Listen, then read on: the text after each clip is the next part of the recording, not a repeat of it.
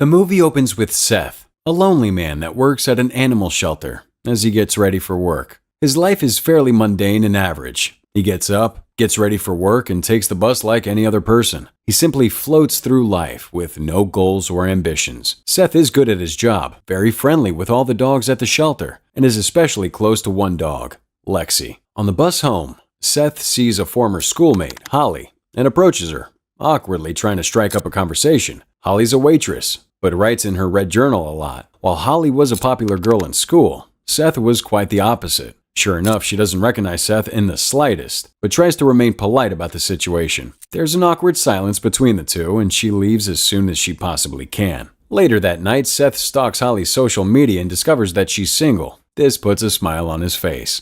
The next day, Seth asks the security guard Nate about approaching women. Nate gets upset about the question because he claims that him and Seth are not close like that. He gives Seth some generic advice and sends him on his way. Seth is tasked with putting his favorite dog Lexi down. When offered the chance to take Lexi home, he explains that his building doesn't allow dogs. The vet suggests that he should take the initiative and get a new place. But Seth declines the offer and allows the vet to continue euthanizing the poor dog. Later that night, Seth stalks Holly's social media pages again. Motivated by Nate's advice and the vet's suggestion to take the initiative, he begins studying her likes and dislikes. His research takes him down a rabbit hole of Holly's social media history, and soon enough he learns everything there is to know about her, including where she works. The next day, Seth practices his pickup lines in front of the mirror and uses a plethora of information that he's discovered from her profiles to create a script that he believes will rope Holly into a date with him. At the diner where she works, Seth shows up in a suit. Holly arrives to take his order, but again doesn't recognize him at all. Surprised, Seth is forced to deviate from his original script and awkwardly tries to compliment her hair, but ends up just ordering food. Holly is clearly uninterested in Seth and rushes him to order his food.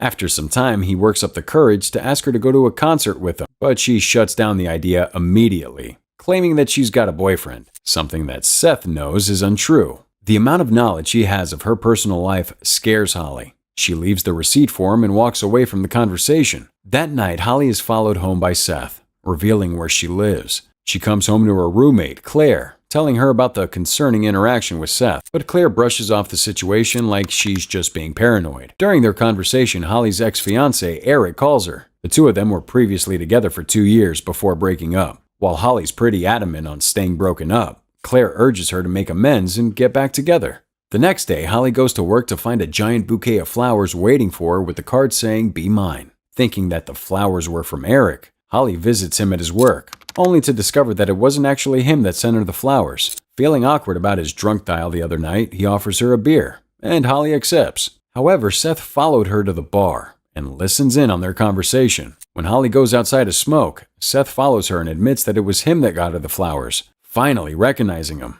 and not in a good way. Holly begins to panic at the thought of him stalking her. Seth stumbles on his words, and when he tries to approach her, Holly panics. Holly throws her bag at him and hurries back inside. Inside, Eric sees the commotion and Holly calls for his help. Without hesitation, Eric punches Seth, knocking him to the ground. The entire situation is laughable to Seth, and it gets him kicked by Eric. Seth tries to explain that he's not a stalker, but nobody's having it. Seth gets thrown out of the bar, and Eric warns him to stay away from Holly. Outside, writhing in pain, Seth notices Holly's journal on the ground, the journal that she's been writing in since he first saw her on the bus. He takes the opportunity to steal it and read it at home. Seth spends the entire night reading the journal, cover to cover. Back at Holly's apartment, she notices the journal's missing, and with the help of Claire, she tries to retrace her steps. When Seth returns to work the next morning, he begins to explore the tunnels in the back of the shelter. In a dark and dingy basement, he stumbles upon an empty room, completely remote from the rest of the facility. A dark and twisted plan begins to unfold in his mind, and he immediately begins construction on a cage. He spends the next several days constructing the cage from scratch and stealing paralyzing drugs from the shelter. He discovers how much it would take to knock out a human,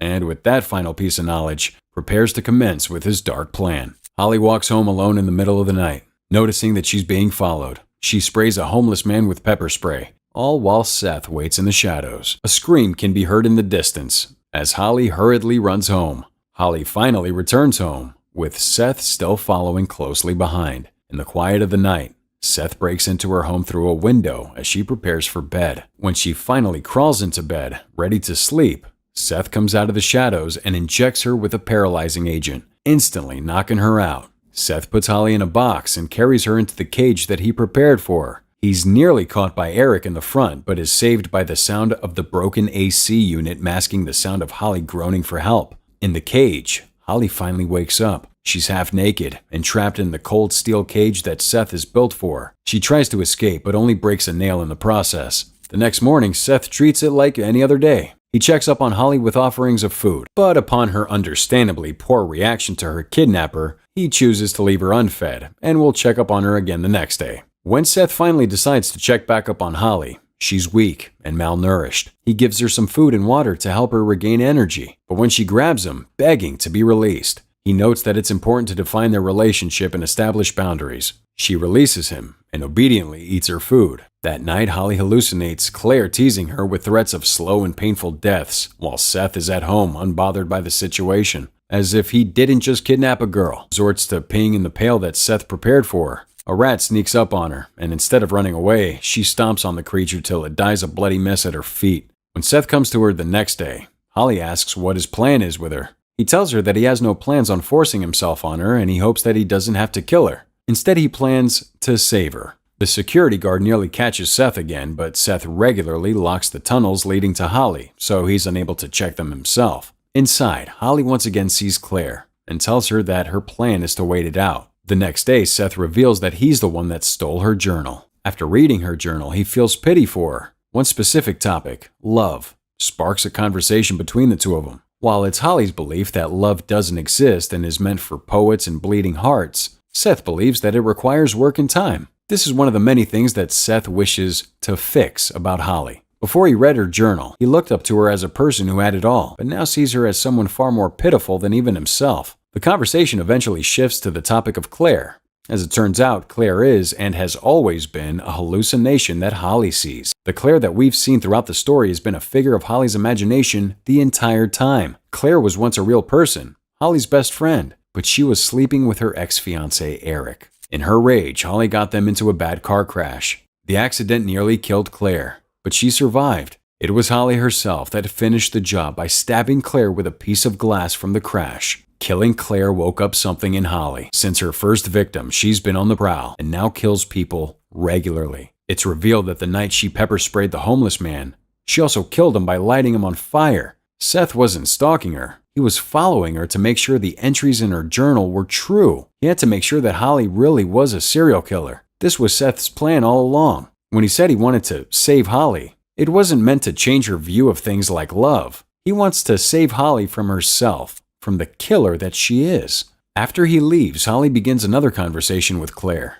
telling her that she'll continue to play along with his game. The days go on and the two of them continue their conversations. Holly tells Seth that when she killed Claire, things snapped into focus. She now continues to kill regularly as a hobby, undeterred by her insanity. Seth insists that he will save her. Holly resorts to repeatedly hitting her head against the cage, threatening suicide. If she dies, he's responsible for everything, and Holly's crazy enough to do it. This sparks some concern from Seth, but he continues with their regular arrangement. Holly slowly carves away at the lock, and Seth's weird behavior is finally noted by his management. He gets a disciplinary notice and is threatened with the possibility of being fired if he continues to slack at work. Seth now tries to visit Holly on his time off to keep up his appearances at his job, and one day comes in with only a little amount of food. In an attempt to get Holly under control, he tries to starve her. This only briefly works, but after Holly sweet-talks him with a supposed dream she had of them together, he gives in and offers to buy her snacks from the vending machine. While Seth leaves for the vending machine, the security guard notices him coming out of the tunnels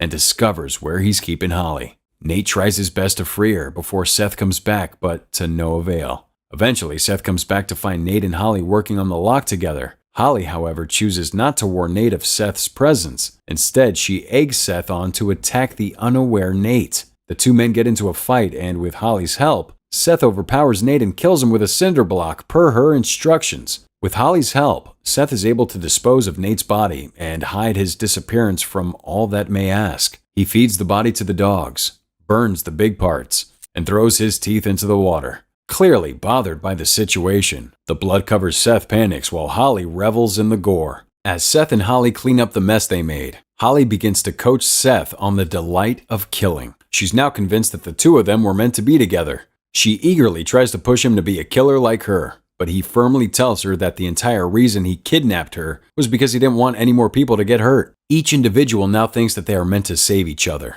Seth wants to save her from a life of killing people, while Holly believes that she's meant to bring Seth into her world of power and control. In a last attempt to bring Seth to her side, Holly tries to seduce him with promises of sexual favors, but he rejects her. This upsets Holly, and she collapses to the ground, silent. Upstairs, a detective searches for Nate. As he interrogates Seth, he picks up on the inconsistencies in Seth's story. Things like phone records and electronic time records place Seth at the heart of the investigation. On top of this, the detective begins to spend more and more time at the shelter, looking through security footage. More so, Holly continues to saw away at the chains and gives Seth the silent treatment. Eventually, things bubble over, and Seth takes out his frustration at home, smashing bowls and cutting his hand. When the time finally comes that Holly breaks her silence, she asks Seth for proof of his love for her. The cost of repentance is one of Seth's fingers. Seth tells her no, but Holly begins to spin him a tale of how she began to fall in love with him. She thinks of him as someone that can truly be there for her in the end. And if they were to move forward with their relationship, she cannot be a pet to him.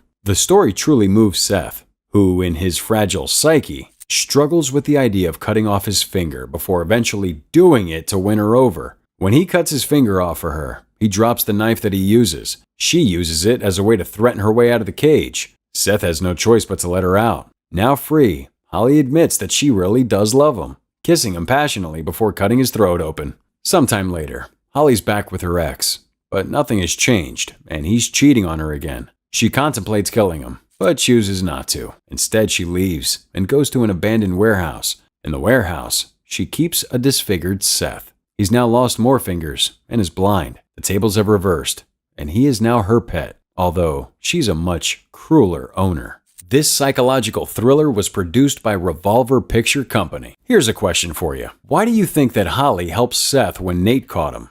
Do you really think she loves him? Let us know in the comment section below.